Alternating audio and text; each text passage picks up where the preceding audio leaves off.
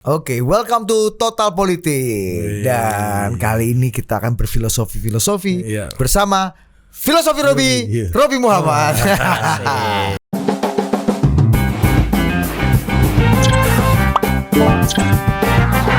Sobat Fobi. Lu berdua jadi sobat Fobi lah ya. Iya, udah jadi. Iya. Kita jadi sobat Fobi bisa, anak buah Fobi bisa, ya kan. Teman berpikir Fobi juga bisa gitu. Tapi Pak Fobi, Kang Robi ini baru dari Eropa nih. Iya. Ya kan, kalau kita kemarin dari presiden bolak-balik bilang kan ini badai, tahun depan nih gelap, ya kan.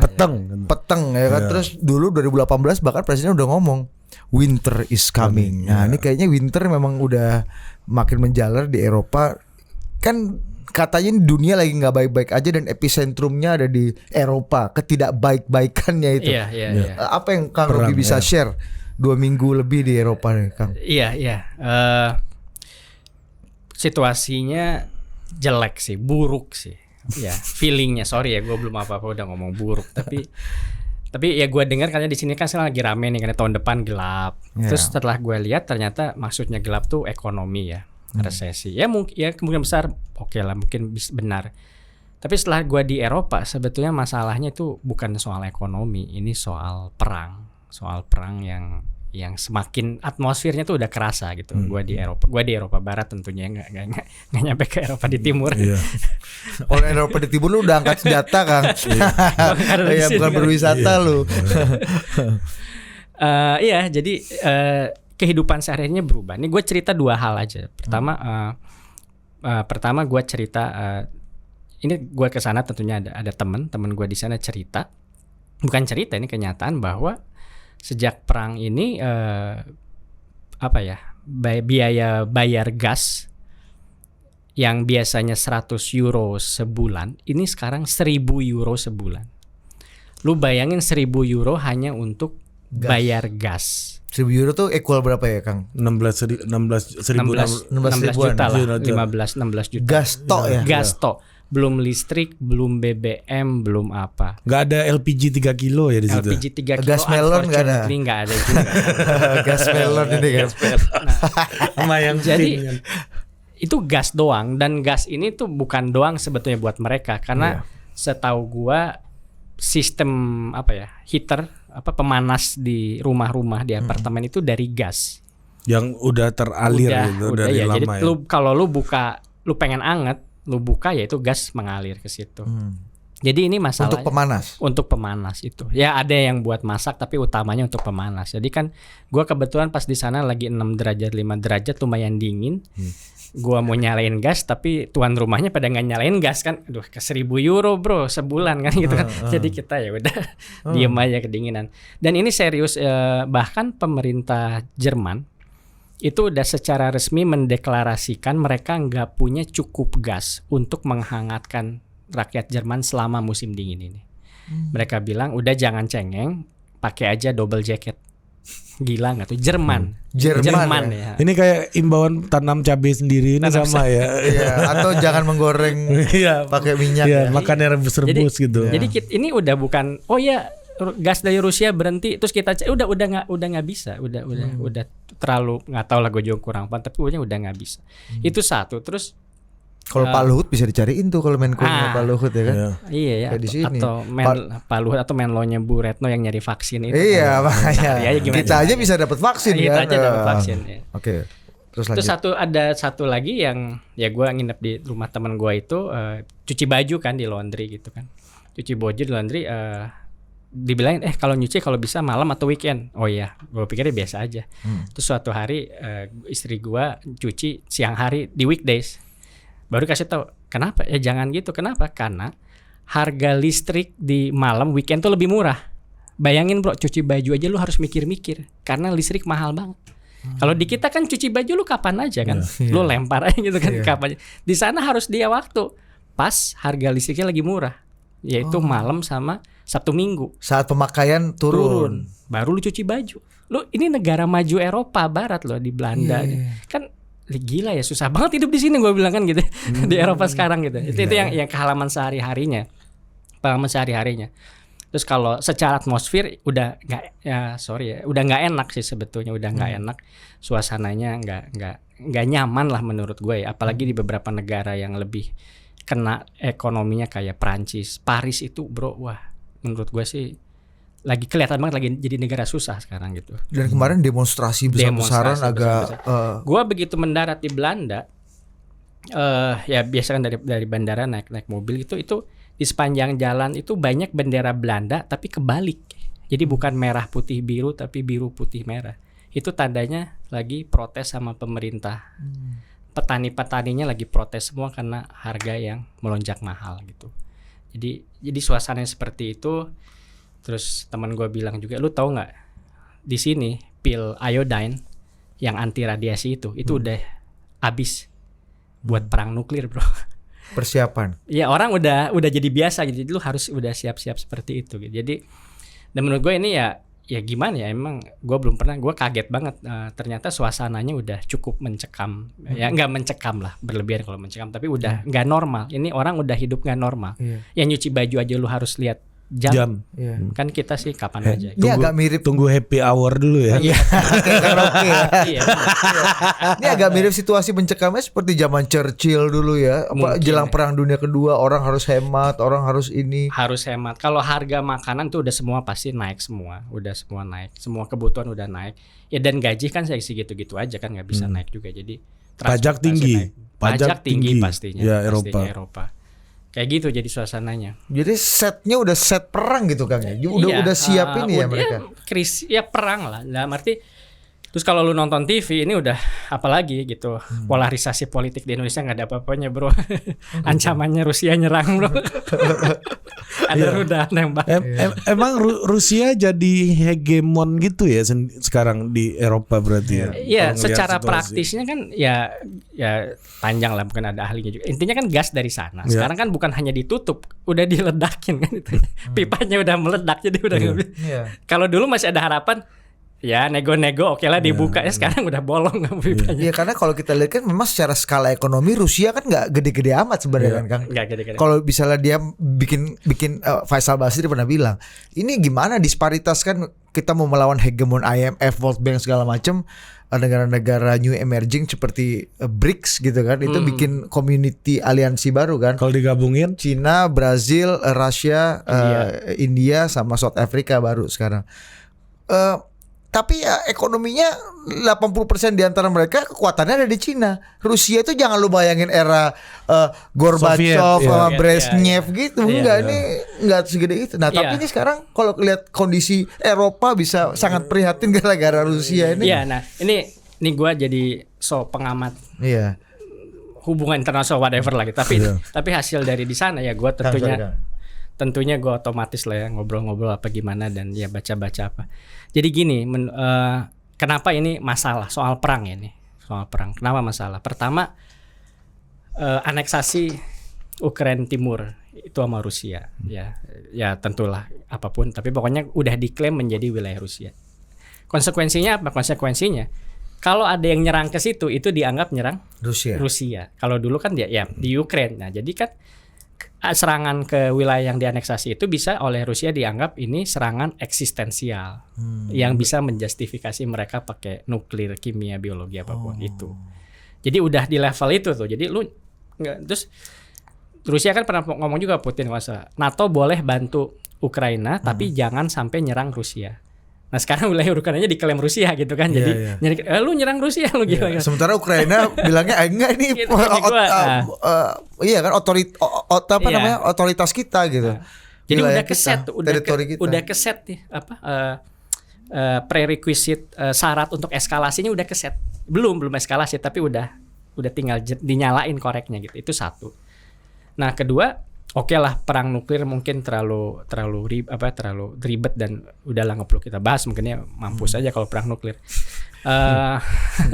Tapi ternyata antara nuklir sama sekarang tuh banyak juga ada gap yang nggak kalah mengerikan masalah.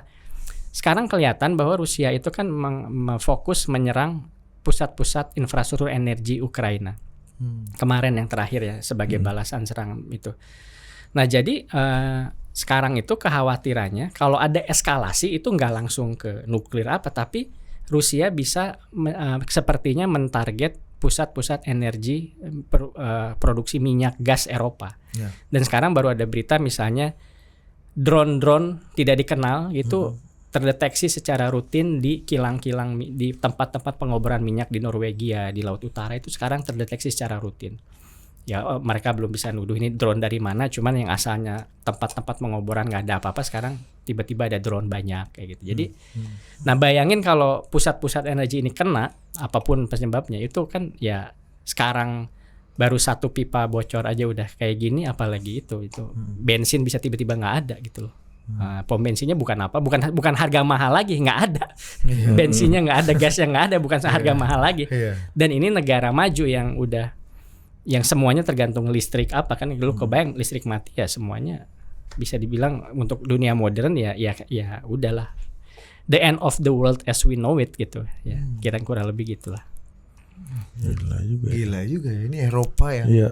Terus dan Eropa ini kan negaranya hampir sama kuat semuanya kan, maksudnya secara ekonomi, politik G7 tuh 5-nya ada di Eropa. Iya, mirip-mirip kekuatannya, tapi kok bergennya jadi nggak ini ya, Prof? Iya.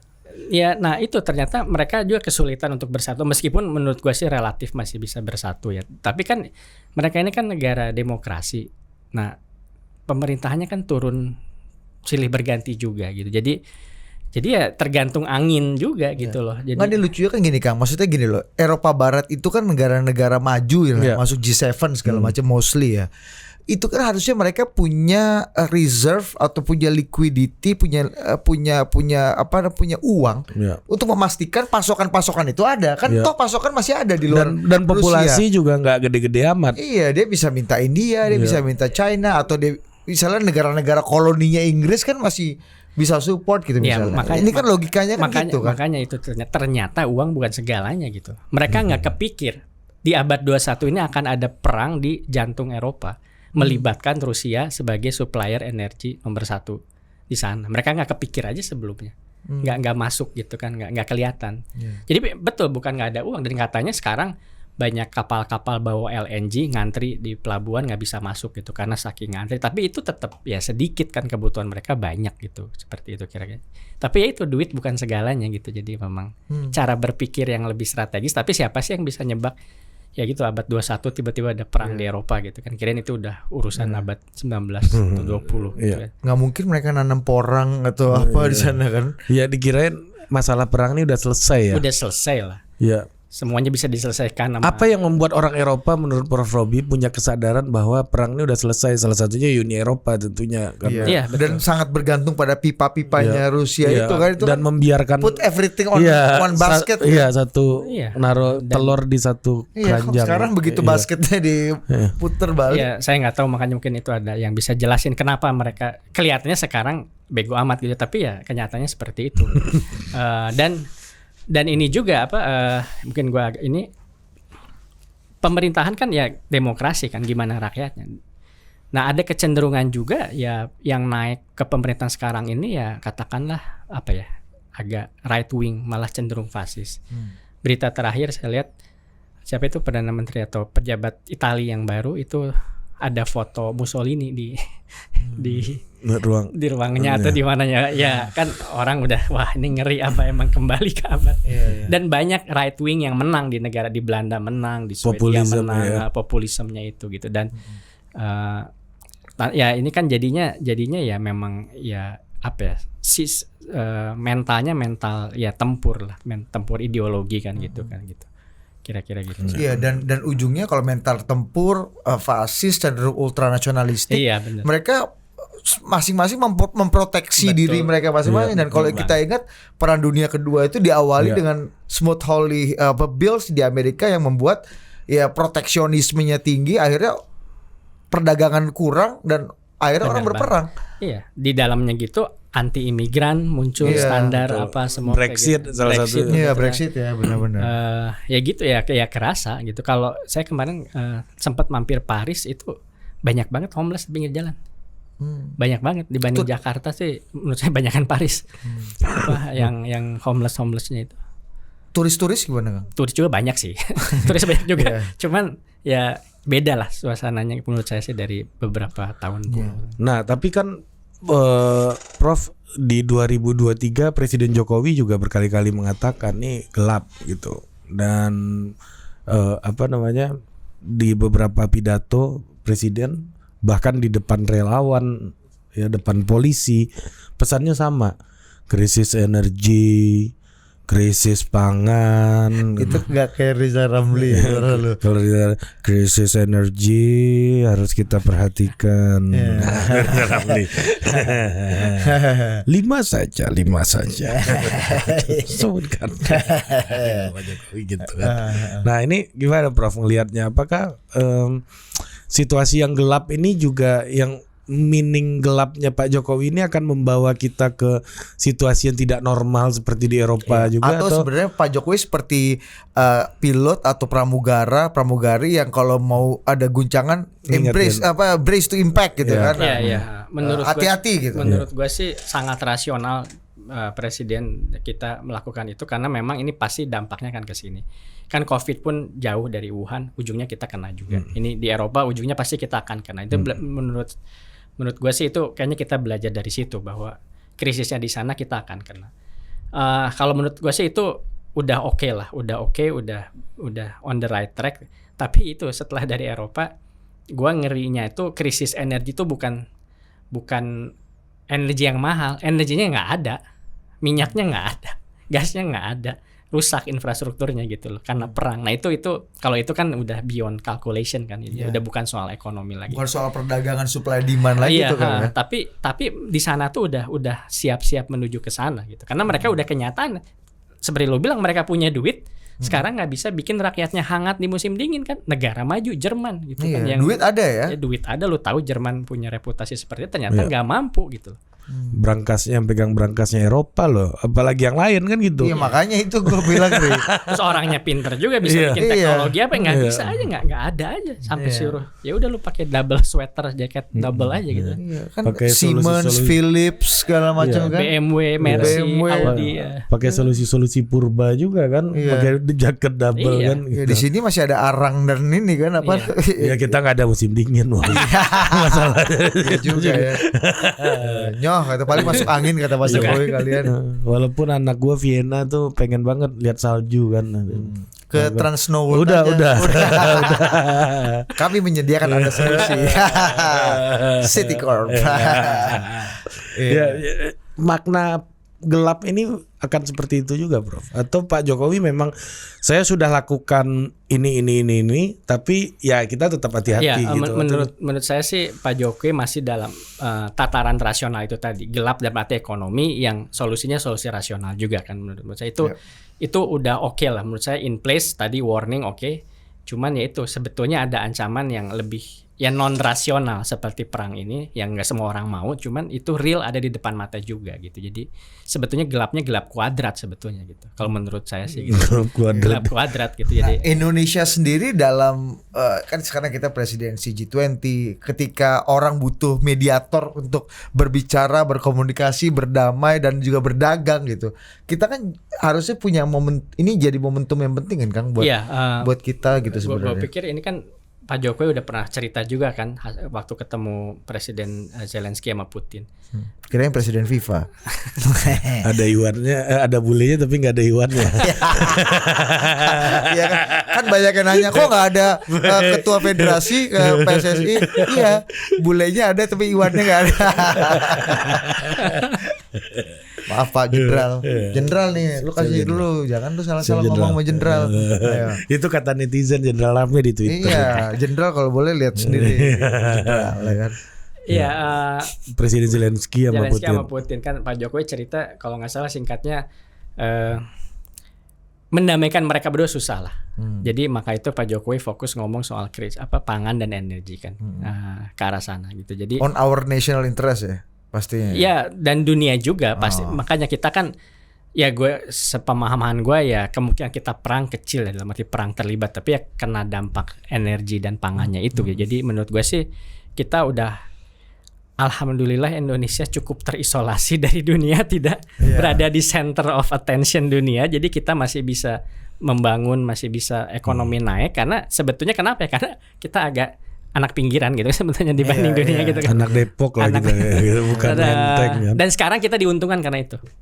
Karena kalau lu ada di pusat ya udah lu kena cepet kayak banget. Kita selamat juga tahun 2008 2009 kali kayak gitu. Global financial crisis kita agak relatif santai ketika Singapura minus 20 gitu kan.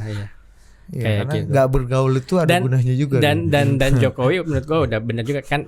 Ya temenan lah sama Putin, tetap jalan sama Biden tetap temenan. Jadi ya, menurut gua sih nggak ada untung juga kita terlibat konflik langsung di sini kan. Dan sekarang kan kemarin OPEC plus yang naikin yang stop produksi supaya harga naik itu kan betul. Di publik Amerika orang ribut, oh ternyata Saudi itu musuh kita gitu kan. Mereka kita baru kata orang-orang baru agak tenang nih, harga fuel turun. Ditekan lagi produksi sama OPEC ini bos. Kita juga harus sih karena kita importer. Gitu. Jadi Presiden Jokowi dalam hal ini ya ini masih di taraf rasional ya, belum sampai ke yang beyond kayak orang Eropa. Ini bensin udah nggak ada lagi ini beyond rationality kan. Kita masih punya resource untuk bisa memenuhi nggak sih? Untuk survive menurut gua sih ya pertama kita nggak punya musim dingin ya, karena itu dingin banget loh. Dingin banget kan, bayang sih. Suruh jaket bos. Itu 4 juga. Ini potensi ekspor jaket kulit dari Garut ini ya kan peluang pasar nih. Peluang pasar. Asal nyampe juga jaketnya. Banyak kapal ditahan kan. Ayo pahlawan digital. Bersama Mbak Putri Tanjung. Jelas UMKM menolong winter Eropa. Lanjut. Nggak, jadi kita kita jauh lebih beruntung. Kita sangat beruntung. Sangat beruntung. Ekonomi masih positif 5%-an itu kan masih jalan dan ya harga naik, tapi dibanding yang udah naik 2 kali lipat kita masih. Nah, Pak Jokowi bolak-balik nih. Ayo, nih harus punya sense of crisis. Kita jangan dulu ribut-ribut deh. Harus ada sense of crisis. Berkali-kali saya katakan. Itu lebih mirip Riamiza Triakudu. Oh iya, beda. Artinya Presiden Jokowi itu berkali-kali menekankan, ayo dong lu punya sense of crisis. Ayo dong lu jangan ribut-ribut dulu. Ini kita harus bersatu nih. Nanti setelah itu kalau kata Pak Luhut, nanti aja kalian ributnya. Setelah ini baru kalian ribut lagi. Siapa yang bilang COVID tidak terkendali? Kutunjukkan ke mukanya. Kutoko kau. Andre. Enggak, gue mau ngomong apa sih kan? Ya ini kan kita menghadapi tahun politik. Artinya sense of crisis dan sense of stability-nya kan agak mungkin bisa terancam gitu kan, karena friksi politik yang semakin mengental gitu jelang tahun politik ini.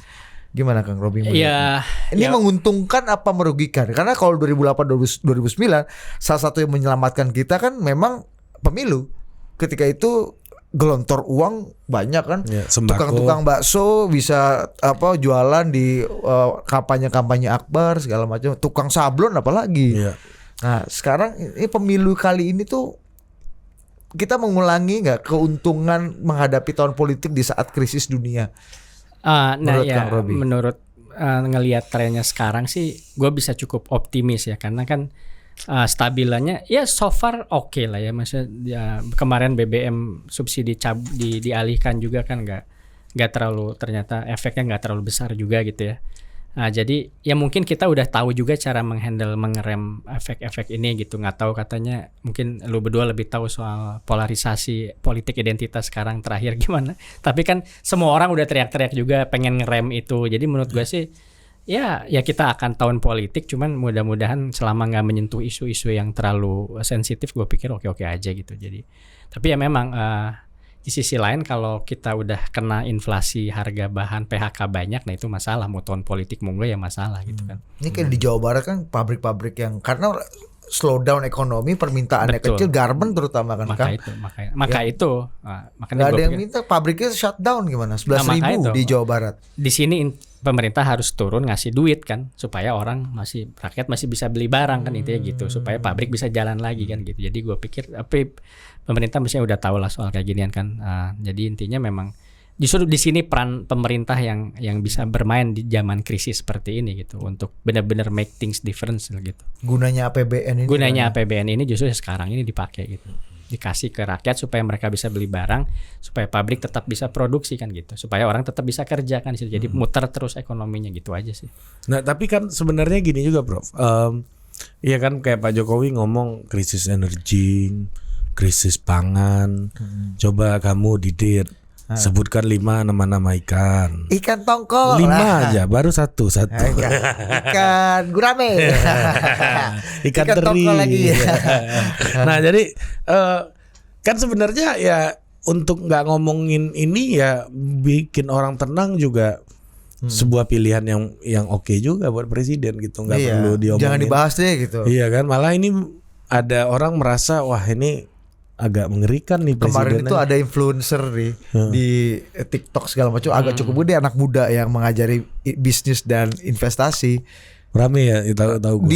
Di doxing karena menyebar ketakutan bahwa tahun depan kamu akan krisis, kamu bisa rugi. Kita tahun depan akan Karena presiden mengatakan begini-begini gitu. Jadi, rame di TikTok tuh. Apa sih namanya? Mongering apa namanya? Iya, fear mongering. Iya. Gitu. Ini antara pengen kasih peringatan early warning system atau menakut-nakuti gitu. Iya. Kita masih kayak kita nggak kebayang gitu Kang. Iya ini orang ini semenakutkan pakai jaket dilapis itu kayaknya kan. Teman kita Pablo ini santai aja masih ngerokok. Ya kalau kita masalah kita nanti AC nggak bisa nyala nanti tuh masalah tuh. Iya. Itu karena belum bayar listrik. Nggak listrik kan kita oversupply juga. Iya betul. Jadi ya makanya udahlah bersyukur aja Indonesia asik banget. Kalau buat sekarang sih Indonesia paling asik banget lah dibanding negara lain. Ya tapi itu tuh nakut-nakutin tadi tuh Bang. Sampai ya kemarin siapa namanya influencer ini? Iya, ternak uang. Ya ternak uang. Raymond. Rame kemarin. Iya ramenya tuh jadi orang lebih ngambek karena dianggap nakut-nakutin ini atau karena dianggap nakut-nakutin. Iya. Karena dianggap nakut-nakutin, kemudian sense keprihatinannya justru malah gitu-gitu lah. Gue juga nggak terlalu tahu detailnya ya. Tapi ya bikin orang panik lah gitu kira-kira. Iya. Ini gimana Kang? Sebenarnya mengelola informasi dan komunikasi publik dalam situasi yang uncertainty kayak gini, kita memang harus betul-betul prihatin, siap-siap, atau kita nih waktunya nabung atau belanja sih? Itu kan rakyat ini gue jadi financial advisor. Iya. Enggak ini karena di komunikasi publiknya Pak Jokowi dalam hal ini. Iya betul. Sebagai orang dekatnya. Ya gue pikir sih Pak Jokowi memang udah warning oke, karena itu pasti susah kan. Kita udah tahu BBM juga harus disesuaikan dan macam-macam. Jadi gue pikir sih memang perlu ada warning lah. Nggak bisa kita pura-pura semuanya baik-baik aja lah. Wong orang udah itu tadi suruh pakai jaket double gitu kan. Udah solusi ala apa tadi lu bilang? Solusi ala Purba itu udah nyampe Eropa Barat kok sekarang gitu kan. Nah jadi ntar lagi mungkin Amerika kayak gitu. Jadi ya kita udah in place lah. Tapi ya karena kita udah terbiasa sama solusi purba, menurut gue sih ya kita solusi purba kita tuh kerokan kan? Jadi menurut gue sih ya paling yang ngambek fear mongering itu ya mungkin ya audiens tertentu aja yang bingung duitnya mau dikemanain kan, tapi kebanyakan orang ya iya betul itu juga nggak relevan buat teman-teman kita yang mau di PHK atau kehilangan pekerjaan, penerima bansos atau deposito apa kripto kan berapa orang yang punya masalah kayak gitu kan. Cuma mereka punya Twitter aja sama Instagram. Iya, kebanyakan masalahnya pengangguran kan.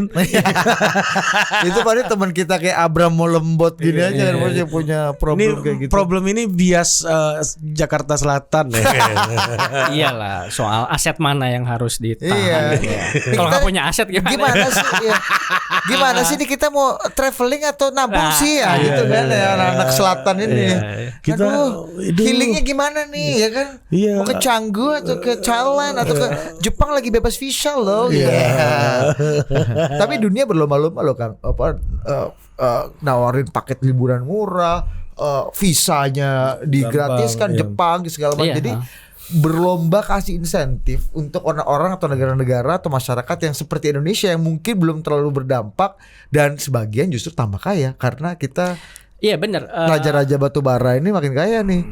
Sebelum nyampe batu bara soal yang tadi travel itu gue lihat juga tuh dari pengamatan gue ya pribadi. Pertama itu kan satu ya, di Cina itu COVID masih kan non-zero itu lockdown. Itu banyak banget yang kabur dari Cina, Hong Kong, pindah ke Singapura. Stres. Akhirnya apa? Real estate property Singapura naik banget, katanya sampai 300%. Ada subprime mortgage juga di sana ya. Jadi karena banyak tiba-tiba demand karena orang ngungsi. Dan di Eropa sama. Tapi yang ngungsinya apa? Yang menghindari wajib militernya Rusia. Nggak mau perang, pada kabur kemana-mana. Jadi selalu ada yang diuntungkan kayak gitu. Ya tentunya kita pengen semuanya baik-baik, tapi kayaknya sih so far Indonesia ini bagian yang diuntungkan dari berbagai macam situasi ini sekarang gitu ya. Orang lagi susah pengen hidup di Bali 6 bulan dapat visa apa tuh nomaden, digital nomaden.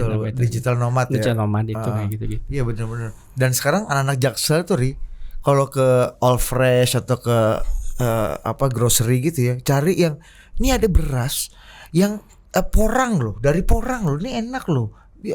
Low calorie Enggak, ini masalah kita mayoritas itu dapat beras bulog ini bos. Beras. Mayoritas kita kan itu problemnya hari ini kan. Iya. Tapi artinya makanan-makanan alternatif kayak porang yang dimodifikasi jadi beras itu tuh udah jadi lifestyle yang agak narasinya udah pas ini. Ya ini inget lah kan kalau nggak salah definisi CYP nih bos. Definisi orang kaya di Indonesia itu kan yang pengeluaran tuh penghasilannya di atas 5 juta sebulan. Itu udah masuk orang kaya. Ya itu. Kan jadi jadi kan sebetulnya udah kaya banget dong. Kaya banget lu. Ugal-ugalan lu kayaan lu. Hari ini aja udah lewat. Ngabisin udah lewat. Iya, udah lewat gua hari ini nih. 4,8 juta. 200.000 lagi jadi orang kaya lu. Iya, jadi makanya itu memang kalau lu ngomongin soal itu kan kayak bansos ini kan banyak banget nih pemerintah yang 600.000 sebulan, banyak orang teriak kecil banget. Wait, buat siapa kecil banget kan gitu kayak gitu. Tapi 1,5 juta sebulan gitu kan. Tapi apakah itu menjelaskan juga disparitas kita Gini koefisiennya juga lebih jadi agak. Iya bisa. Tapi secara umum poin gue adalah yaitu tadi lah kita mayoritas orang kita unfortunately masih terbiasa hidup susah daripada standar negara maju. Drimo kali ya. Jadi kita ya selain bantalan ekonomi yang dikasih pemerintah, bantalan mentalnya juga menurut gue lebih tebel lagi gitu karena kita ini udah teruji lah kayak gitu. Iya makanya orang miskin nggak boleh mental health. Kalau udah mental masalah ekonomi pula dapet. Iya kan mental health tuh masalah artis-artis aja. Jadi harus keluar duit juga ya. Sebelumnya kekuatan mental lu kuat, sekarang lu harus keluar duit. Iya, kekuatan orang ekonomi bawah kan kekuatan fisiknya kan. Iya, betul. Kalau mental udah rusak, resiliensinya lebih tinggi ya dibanding yang gede-gede ya. Iya. Jadi artinya ya memang situasi mungkin ini tetap rasional, tetap terjaga, tapi memang harus presiden mengingatkan ini untuk mayoritas ini ya, Prof ya, mayoritas dan gue pikir ini menurut gue sih gue pikir justru buat Indonesia itu tantangannya bukan survive, tapi justru pada saat krisis ini justru maju gitu. Karena lu tahu tadi lu bilang kan komoditas naik, semua naik, batu bara, nikel apa semua itu mulai naik. Yang kita punya semua ya. Punya semua dan ya kita nggak harus ada musim dingin. Orang lain bingung sibuk musim dingin, kita gas terus aja buat kita musim panas terus kan. Iya, listrik oversupply. Penduduk banyak bisa kerja, sehat, alhamdulillah kebanyakan kan gitu. Jadi justru kalau Pak Jokowi benar-benar lain daripada yang lain brilian, justru 2023-2024 ini Indonesia bisa loncat gitu. Kalau beliau emang itu ya. Dan kayaknya bisa lah ya. Ya kita lihat lah. Kita lihat kalau ini masih gini-gini ya tadi ya, tidak ada gangguan yang tidak rasional kayak tiba-tiba kilang minyak hancur semua di Eropa kan itu beda lagi lah itu urusannya gitu. Tapi kan bisa aja Pak Jokowi nggak menyampaikan itu, bohong aja gitu. Maksudnya? Bohong banget. Ya nggak usah kita aman gitu kan. Oh iya, maksudnya. Iya kan bisa aja kan. Confidence ya, overconfidence. Udah usah takut-takut, Indonesia masih jauh dari krisis gitu misalnya. Iya, tapi kenapa komunikasi yang dipilih justru sebaliknya? Iya, kan dia dapat insentif elektoral, insentif keterpilihan dalam mengatakan bahwa situasi baik-baik aja. Kayak dulu nggak ada COVID, kita makan nasi kucing gitu kan. Lu ingat nggak awal-awal COVID dulu menteri-menteri kayak bikin sarkasm gitu sama COVID gitu. Mungkin ya di sini apa nggak lolos imigrasi ya, kita masuk sini beras kencur gitu. Gue pikir sih sebagai dari sisi komunikasi publik ya, gue pikir ya Pak Jokowi sedang melakukan manajemen ekspektasi lah gitu. Oh, iya. Jadi lagi di adjust nih. Stoik ya. Jadi kalaupun kalau misalnya nanti syukur-syukur jangan jatuh, tapi kalaupun jatuh nggak terlalu sakit gitu. Ya dia kan politikus ulung lah, dia tahu dia bisa ngukur kira-kira berapa ininya, dia turunin dikit, jadi kalaupun dia masih kerasa tinggi gitu kayak gitu seperti itu. Jadi memang hari ini tuh kalau lu berbohong gampang banget ketahuan ya berarti. Berbohong ya. Iya. Gampang banget orang untuk ngecek kan. Iya. So far kan pada ketahuan, sekarang udah di pengadilan kan ya, Pak. tembak cat gitu kan. Bukan tembak, hajar. Enggak, pengadilan kemarin membuktikan kalimatnya bukan hajar. Tembak. Iya. Ini yang benar yang mana sih? Ya, lu satu kan kata Febri Diansyah, lawyernya Pak Sambo ini kan. Iya. Lu nggak percaya sama Bang Febri? Bang Febri percaya betul gua. Terus kenapa lu bilang gitu? Tapi Pak Jaksa lu percaya mana Jaksa? Gua ke Pak Jaksa lebih ke bukan nggak percaya tapi lebih ke nggak berani. Bu Jaksa itu kan kalau Bu Jaksa ya betul. Ini kan tim. Tetap aja ngeles. Bos. Nah, Prof, ini ngelihat situasi tahun politik 2023 ke depan gitu ya. Ini kita ngelihat Pak Jokowi gitu ya.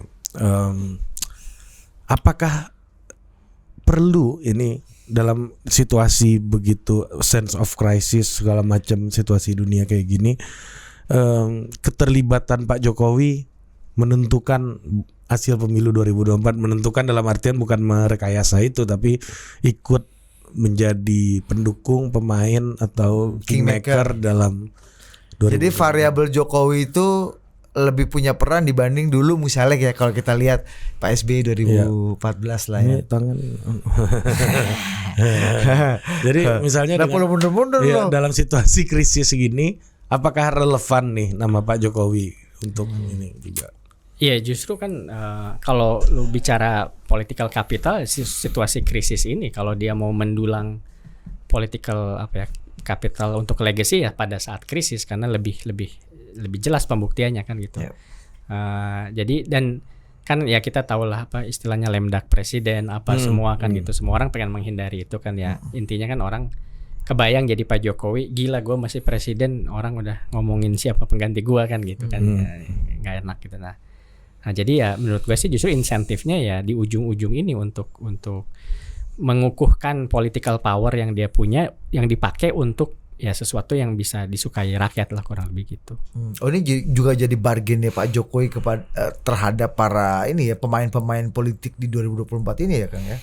Kalau Pak Jokowi bisa mengeksersis powernya di 2 tahun terakhir ini untuk kebaikan dan hasilnya bisa dirasakan rakyat, Pak Jokowi juga punya bargain yang cukup tinggi dalam menentukan peta elektoral ini ya. Atau logikanya di ujung ini mestinya justru powernya peak ya. Powernya lagi ada di puncak harusnya. Oh bukan turun malah. Ya itu yang yang berusaha dibikin gitu. Harusnya kan mestinya dia tambah berpengalaman, sekarang udah menguasai parlemen apa gitu. Nah ya lemdak itu kan persepsi ya, tapi menurut gue justru ini political powernya justru dia ada di puncak-puncaknya. Nah ini ya mungkin mencegah supaya untuk turun ini. Nah ini yang ya kita lihat apa dia bisa pakai atau enggak gitu untuk itu. Tapi keyakinan Kang Robi gimana ngelihatnya? Bisa pakai nggak Pak Jokowi untuk dengan situasi sekarang kan argumennya bisa banyak nih, sense of crisis segala macam gitu. Iya, ya sedang berusaha lah. Gue sih pikir yang paling fokus ya itu tadi. Program pemerintah untuk menjaga ekonomi tetap jalan ini menurut gue ya mungkin Pak Jokowi ada yang shiny project kayak IKN apa ya oke lah itu, tapi menurut gue yang penting sekarang kan kayak bansos yang masif itu yang sebetulnya itu yang bikin Indonesia masih afloat sekarang gitu menurut gue gitu.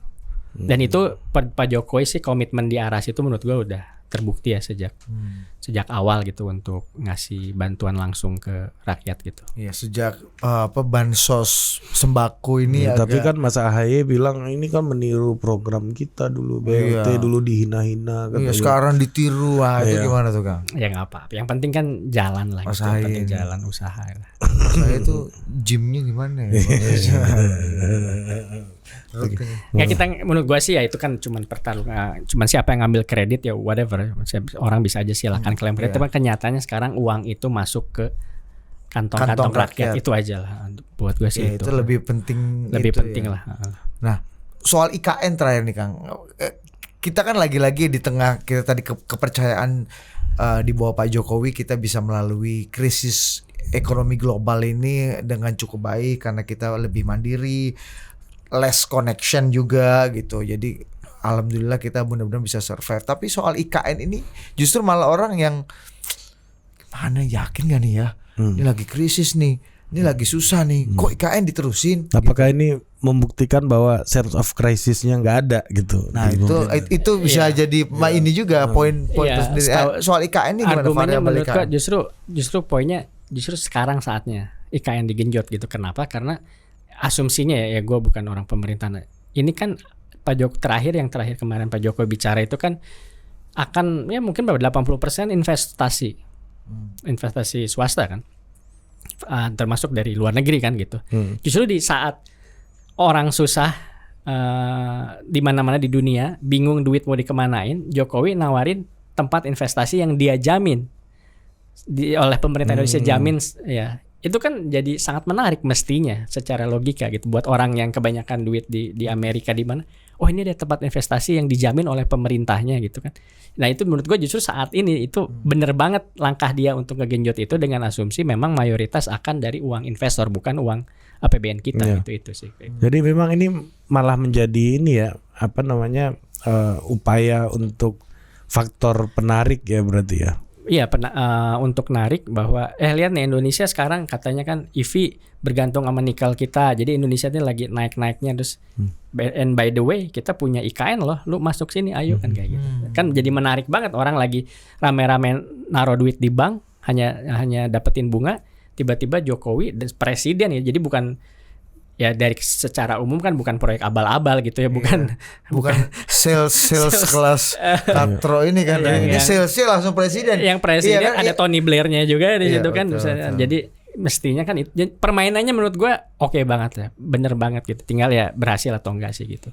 Iya karena ini pertaruhan besar juga. Pertaruhan besar sih. Ya, menarik. Okay. Tapi itu keberanian Pak Jokowi lah menurut gue sih. Nah itu. Soal berani nggak berani, urat takut nggak punya urat takut ini ya Pak Jokowi ini kayaknya agak spesial. Lu ada catatan nggak Kang soal gimana Pak Jokowi ini tidak hanya kalkulasi tapi juga faktor urat takutnya yang agak tipis ini yang atau keberaniannya yang berlebih ini Kang yang kemudian jadi faktor variabel yang penting juga untuk bisa menggambarkan 2 tahun kita ke depan. Hebat juga lu nanya nih. Gue lagi mikirin itu. Jadi gini menurut gue punya cerita. Jadi di awal gue tahu Pak Jokowi kan dari cerita di Solo yang mindahin pasar itu lah, bagaimana dia mengelola perbedaan apa gitu kan. Jadi itu kelebihan Jokowi kan bisa merangkul, negosiasi, dekat sama rakyat gitu ya.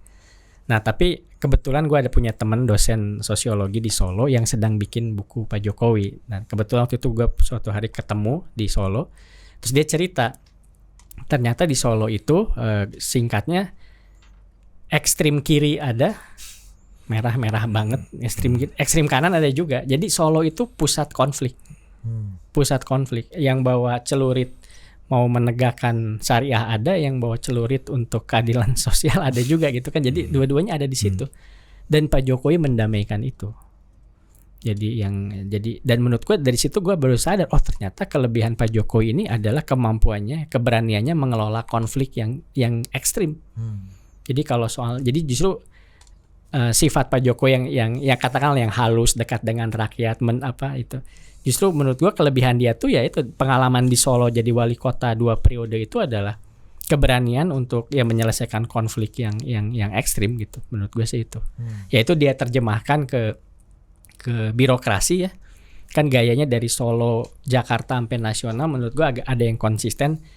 ya gampangnya beliau ini suka ngerombak birokrasi kan, ngacak-ngacak birokrasi kan, sehingga orang banyak yang marah gitu kan. Dia diobrak-abrik lah gitu. Ada yang junior jadi tiba-tiba ke atas, ada yang macam-macam supaya birokrasinya dikocok gitu. Nah ini kan ya kita banyak dengar lah pejabat nggak bisa apa-apa, ditaruh jadi menteri nggak bisa jalan karena nggak bisa gerakin birokrasi apa gitu. Nah Pak Jokowi ini ya sebetulnya menurut gue itu penyelesaian konflik, keberanian penyelesaian konflik sama keberanian untuk merubah status quo.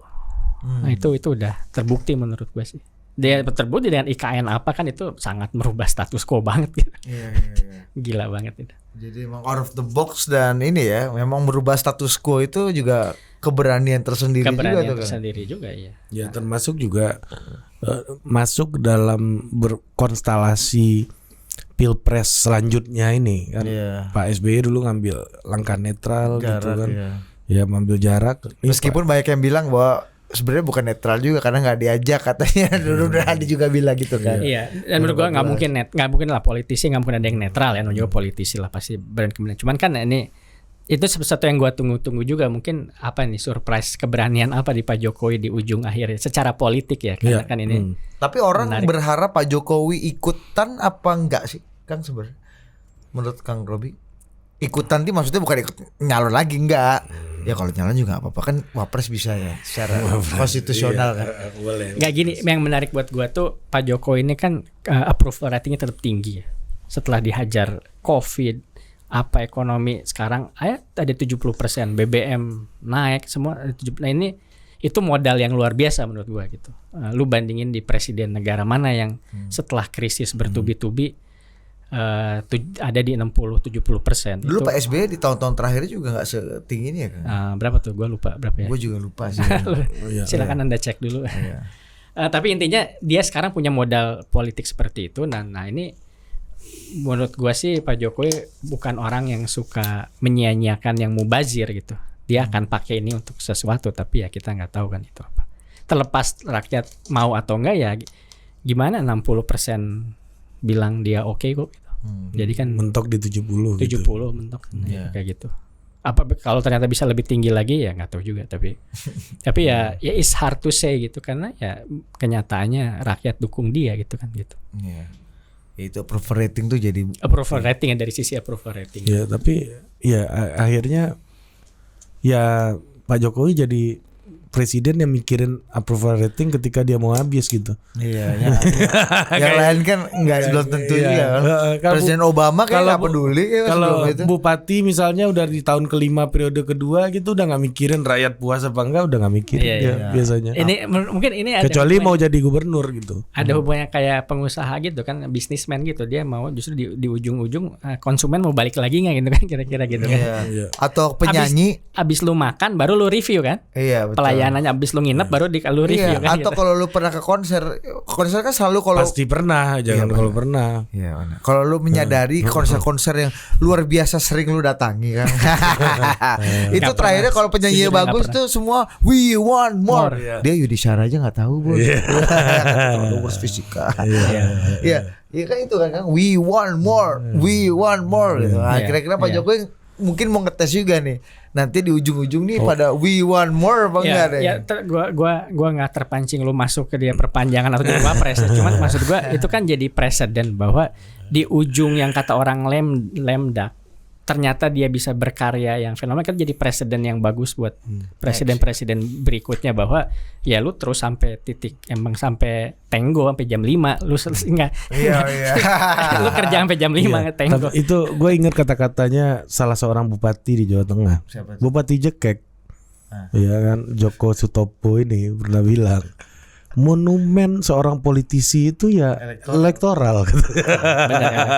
Kita pernah wawancara Bupati Wonogiri. Bekas preman mengakunya dia. Terus bilang apa sih monumen ini udah 2 kali periode secara statistik katanya bagus. Tapi apa monumen utama Anda sih Pak Bupati? Ya elektoral. Saya terpilih dari menang tipis 50% sekian langsung melonjak jadi hampir 90% di periode kedua. Artinya secara elektoral saya teruji dan diinginkan gitu. Nah ini itu menarik tuh, itu benar juga.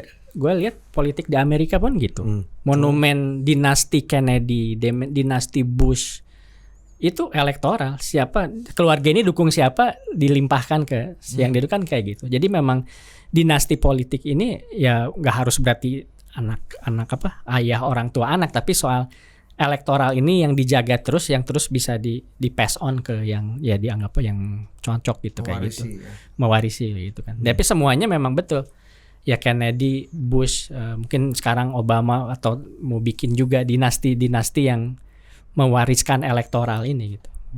Mau diwarisin kemana? Apakah lewat pertalian darah atau enggak, itu urusan lain lah. Tapi ya elektoral itu memang gue pikir ya. Ya ini agak mantap Pak Bupati ini ya. Pak Jekek kalau Pak Jekek ya kan.